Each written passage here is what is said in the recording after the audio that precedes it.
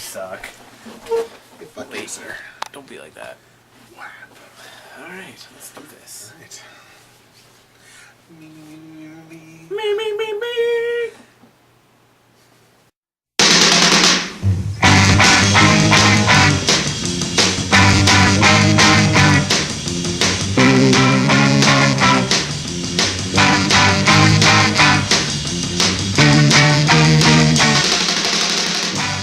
What's up, everybody? Thank you for coming back to the Donkey Punch Central Awards for 2010. What we're going to be doing now is rapping a little bit about our worst games of the year. We just went on for about an hour about our favorite games of the year. Hopefully this is going to be a little bit shorter for you because we've only picked 3 each. So we're going to try not to bore you to death with our inane ramblings. And I swear to God, we are not very negative people. It may seem like it at times. It does sometimes. We are not. Like I said at the end of the best games list, we don't like being negative about video games. We fucking love video games. Video games, movies. I don't want to go in and hate anything. Well, I don't mind ragging on a really bad movie. It can be fun. And I really don't mind ragging on really bad stuff when it comes to MMA. But I mean, like, we don't go in, like, being like, we're going to hate this. No. Like, well, Shudder. Shudder's, you know, if you know us, you know that we think Shudder's the worst movie ever made. But that's okay. All right. So we're going to talk a little bit, like I said, about our worst games of the year. And this is where, like I said, my heart's going to hurt a little bit. Because my number 3 worst game of the year is I believe it's a PS3 exclusive. And it's one of the debut titles for PlayStation Move. Lord of the Rings, Aragorn's Quest. And it hurts me to say it because I'm such a Lord of the Rings fanboy, and I love the Lord of the Rings source material so much. This game blows if you don't have PlayStation Move. This probably blows anyway. It probably blows anyway. To be fair, it probably does. This is one of those titles that you don't need to have PlayStation Move in order to play the game. Like, it doesn't say that it's required. So I thought, okay, cool. I haven't taken the time to invest in PlayStation Move yet. I think it's way too much money. So I picked it up because it said that you didn't need it. I think you do. Let's put it that way. I played the game for about 2 hours, and then I took it back.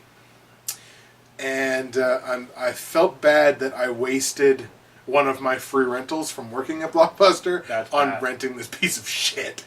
You know, it's so hard to move, and it's so hard to do anything. The controller doesn't pick up half of what you tell it to do. It does things that you don't tell it to do. At one point, you get stuck, and and it wasn't just the game glitching once. It was the game glitching 2, 3, 4 times consistently in the same place, and you're not able to move. You can look around, you can see what the fuck's going on around you, but you can't actually move out of the place. You can see what you wish you were doing. That's about it.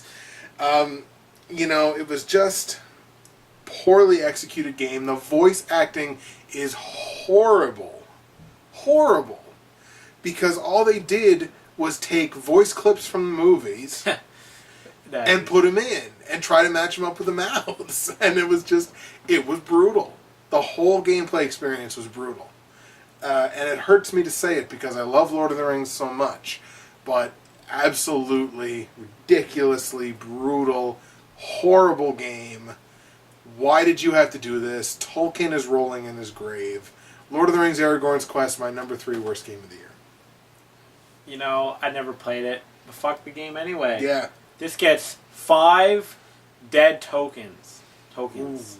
5 dead ones. Out of He's 5? dead. Yeah, 5 out of 5. 5 out of 5. You know, fuck it. I rated that game. I haven't even played it. Alright. So, we can do that. I can do whatever I want. I could turn the camera off right now and leave you all wishing that you knew what my number 3 was. Or happy that you didn't have to watch another hour of us talking. Alright, so my number 3 is called Quantum Theory, which was a cool title. It is a cool title. Back before I knew what the game was, I thought, oh, this might be a really cool original game. Best pound-for-pound letdown of a cool title. Cool title as relative to the game. How you use quantum theory, something that a normal man doesn't even understand, and make... I don't understand, you know?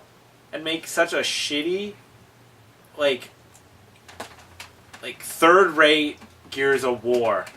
Alright? This game plays exactly like Gears of War, but not as well. And which we're not even really fans. I'm not even fans huge, of Gears of War. Not even a huge Gears of War fan. Like them, just not big. Not big into them. This game just tries to be Gears of War, and it's pretty obvious, and just fails. Nothing feels polished. It doesn't feel good when you're shooting things. You know, which it always should feel good when you shoot something. I mean, the point of the shooting game is to shoot things. You would think it would feel good. It doesn't feel good. You know, story's crap, whatever. You know, the game... You know... Another game should come out with the same title and redeem the title. Because you wasted a perfectly good title. And that's sad. Quantum Theory Redux. The real good one. The real good one. And that's my number 3. Not a game that I played. It was a game that I was really interested in playing. But then after hearing what this guy has to say about it, I just totally lost interest in playing it whatsoever. And I'm not a big Gears of War fan either, so I think popping it in and playing a lesser version of a game I don't like to begin with, probably not a good idea. It's an insult to Gears of War to even put it in the same sentence. Sorry, Gears of War. Yeah. Sorry, boys. Sorry. My number 2 worst game of the year is one where I believe we have beef. Ooh. I think we do. I know it. We got beef. My number 2 worst game of the year was Bayonetta. Bayonetta had a pretty slick ad campaign to it before it was ready to come out, and I thought it was going to be this. You know, I don't know. I don't really know what I expected. I expected it to be better than what I got. I thought it was. You know, I thought it was going to be this sort of slick, action shooter, everything like that.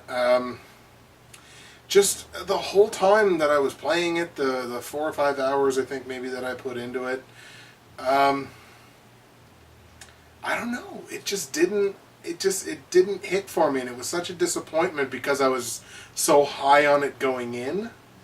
That I just didn't feel like I got rewarded for all the hype that I had going into it. Plus everyone and their cat was hyping the game, saying it was going to be great and it looked great. Now I'll give it that it looked good. It certainly looked good, and I thought it had sort of a relatively cool idea.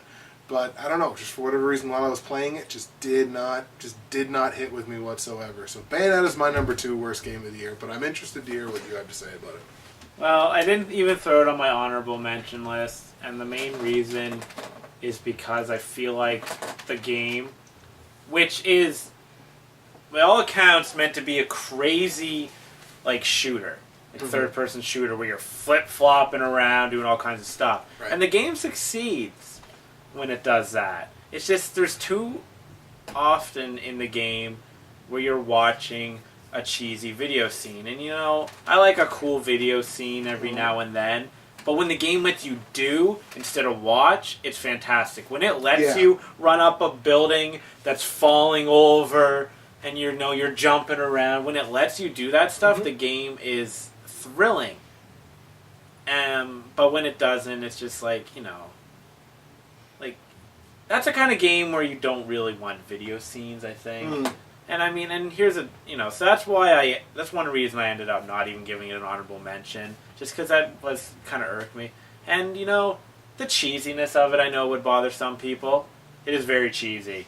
Yeah. I mean, you're a girl who when there's something in your way, like a force field or whatever, and it's your time to pass it, she blows a kiss at it and it disappears. Yeah, it is a very cheesy game. Right. But I don't agree with you about it. But it's more internet history. Yeah. We have a disagreement. I know, I don't know how you could, but you don't.